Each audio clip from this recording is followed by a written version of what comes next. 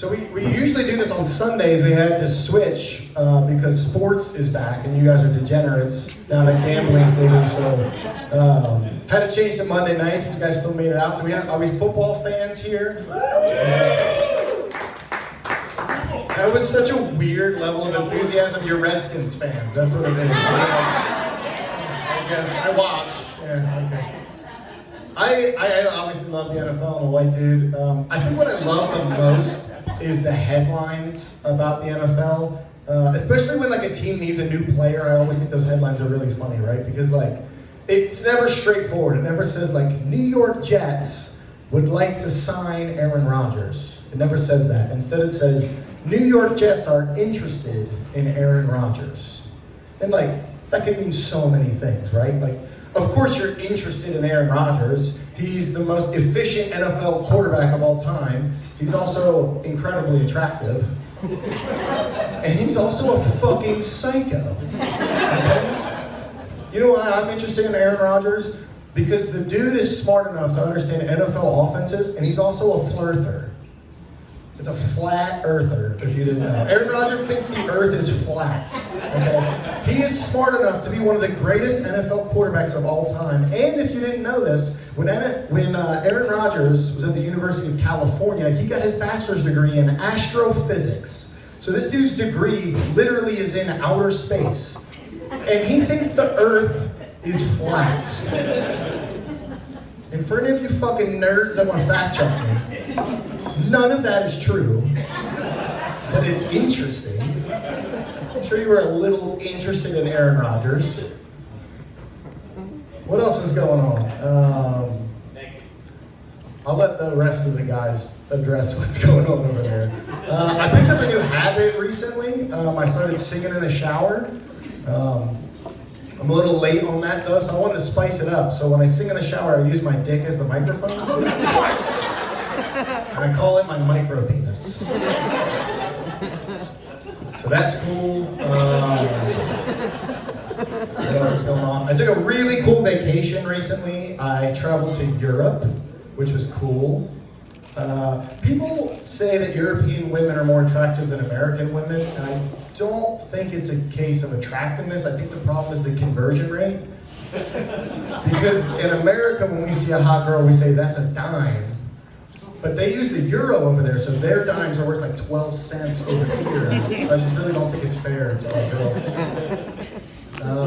Europe was cool though. I learned some weird things. On the way to Europe, I learned that I think I accidentally got engaged to a TSA agent. I say that because I never really realized it until this trip, but the TSA agents are like the most passive-aggressive people in the world, right? Like if you're going through the security line and you fuck something up, the TSA agent doesn't come up to you and like tell you what you did wrong. Instead, they make like a vague announcement to the whole line about what you did wrong, you know? Like I went through and I let the metal detector off, my bad. And he could have just been like, hey bro, it's metal, no jewelry. Instead he was like, ladies and gentlemen, may I please remind you, this is a metal detector. It will set off nipple piercings. Please take off your nipple piercing. Like, bro, you don't have to put my business out there like that. Just tell everybody what's going on. But I say that because my fiance doesn't really like to fight, so she just makes these little passive-aggressive comments all the time. You know what I mean? I think she'd make a wonderful TSA agent. You know, like the other day she was like, hey, did you want to just like get carpet in the master bedroom? Because I noticed your like clothes are just all over the floor. So I try to fight fire with fire, but I'm kind of an asshole. I'm like, babe, I really appreciate you making sure I don't have COVID, but you need a fucking shower. I'm not as good. I lose all the fights. But I'm engaged. I'm not married yet. I guess I have a lot to learn.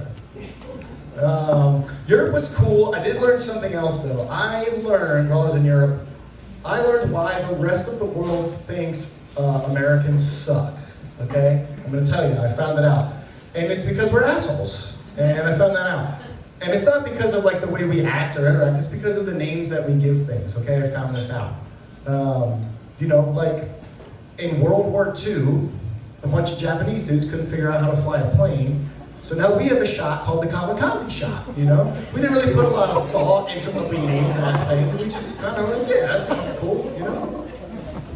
And Americans do it all the time, right? Like I can guarantee every dude here, their favorite game to play during middle school recess was a game that we like to call Smear the Queer. Can you imagine saying that shit? And we were rabid, we were running out and we were like, Smear the Queer, let's go! And it wasn't like we were going door to door hunting gay kids. You just tackled the dude playing football. But we don't really think about the name that we give things in America. And this is a hard lesson learned for me because I took a trip to Europe and I went to a very beautiful country that they call Ireland. And it was awesome. I highly recommend it to everybody. But you know, a lot of things that foreigners will say about Americans is that we're ignorant of other cultures and we're ignorant of other people's history. It didn't really click until I got to Ireland. I was so fucking excited, man. I was like, I'm gonna go to a classic Irish pub. We get there, bartender comes up and he's like, what can I get you? And I said, can I get an Irish car bomb?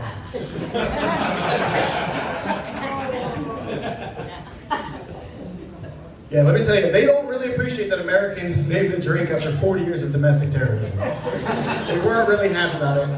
And it wasn't until the bartender was like I ordered it and I saw his face and he was like, look, motherfucker, do you want me to go to New York and order a drink called the North Tower? I think we're assholes, I get it now. I thought that was so funny. I was like, could you imagine being like, hey bartender, can I get an Al-Qaeda bomb? And they just hand you like a Manhattan and a shot of Fireball. That's fucking funny, fuck you guys. That is a good joke. Like 4 of you on the way home are gonna be like, oh.